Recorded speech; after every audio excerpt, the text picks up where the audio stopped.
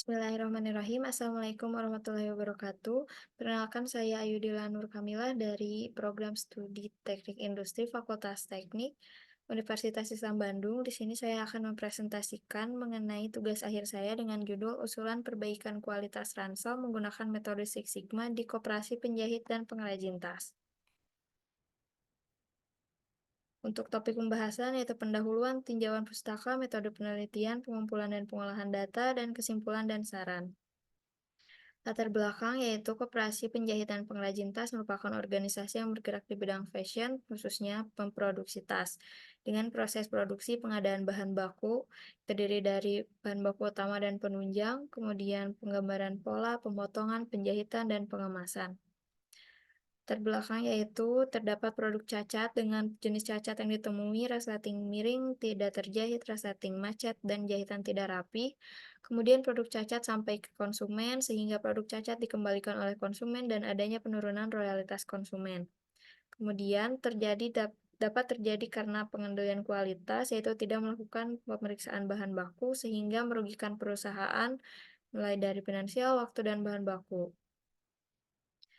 Terdapat surat Asy-Syu'ara ayat 181 hingga 183 yang artinya sempurnakanlah takaran dan janganlah kamu termasuk orang-orang yang merugikan, dan timbanglah dengan timbangan yang lurus, dan janganlah kamu merugikan manusia pada hak-haknya, dan janganlah kamu merajalela di muka bumi dengan membuat kerusakan. Kemudian rumusan masalah yang pertama, apa yang menjadi penyebab terjadinya kecacatan pada produk ransel yang diproduksi oleh Koperasi Penjahit dan Pengrajin Tas. Yang kedua, bagaimana solusi yang dapat menurunkan tingkat kecacatan pada produk ransel yang diproduksi oleh Koperasi Penjahit dan Pengrajin Tas. Dengan tujuan penelitian, mengidentifikasi dan mengetahui faktor yang menjadi penyebab terjadinya kecacatan produk ransel dan membuat usulan perbaikan untuk menurunkan tingkat kecacatan pada produk ransel.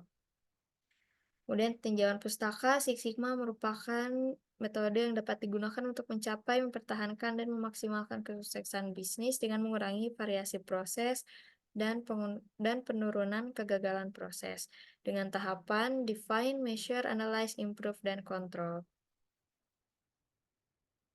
Yang pertama, tahap define terdiri dari pendefinisian pernyataan tujuan proyek Six Sigma dengan menggunakan tabel 5W1H. Dan yang kedua, pendefinisian peran orang yang terlibat dalam proyek Six Sigma, yaitu senior champion, master black belt, green belts, dan team member.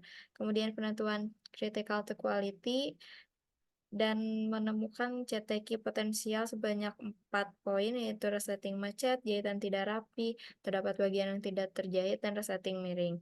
Kemudian pemetaan proses dengan menggunakan diagram SIPOC yang dimulai dari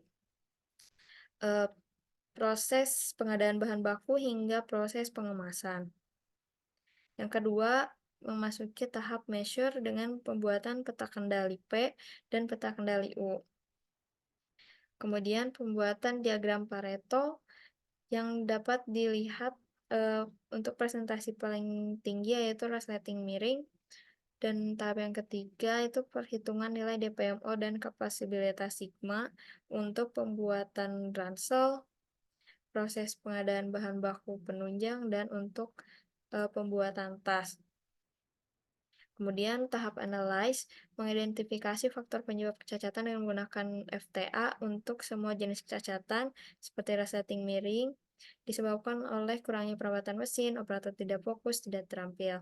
Dan resleting miring dan resleting macet disebabkan oleh tidak ada pemeriksaan kualitas, operator tidak fokus, dan operator tidak teliti serta kurangnya perawatan mesin.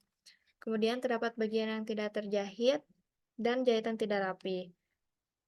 Selanjutnya menetapkan target kinerja pada akhir proyek Six Sigma dan menetapkan target kinerja pada akhir proyek Six Sigma. Untuk tahap improve, di sini menggunakan proses diagram progress chart atau PDPC dengan memberikan usulan mengatur jadwal perawatan, melakukan pengawasan, mengadakan reward dan punishment, dan membuat panduan penjahitan. Ini dilakukan untuk semua jenis kecacatan. Selain itu, menggunakan tabel 5W1H, dan untuk tahap kontrol menggunakan daftar periksa untuk memastikan tahapan-tahapan sebelumnya telah dilakukan dengan baik. Untuk kesimpulan, berdasarkan hasil identifikasi cacatan menggunakan metode FTA, terdapat beberapa faktor yang ditemukan yaitu faktor manusia, mesin, dan material. Dan perbaikan dilakukan untuk semua jenis kecacatan yaitu resleting miring, resleting macet, terdapat bagian yang tidak terjahit dan jahitan tidak rapi dengan menggunakan PDPC dan tabel 5W1H. Untuk saran, melaksanakan usulan secara konsisten dan meningkatkan serta mencapai target kinerja kapasibilitas sigma, dan penelitian selanjutnya dapat meneliti jenis kecacatan lain dan mencapai target kinerja yaitu kurang dari 4%. Terima kasih. Wassalamualaikum warahmatullahi wabarakatuh.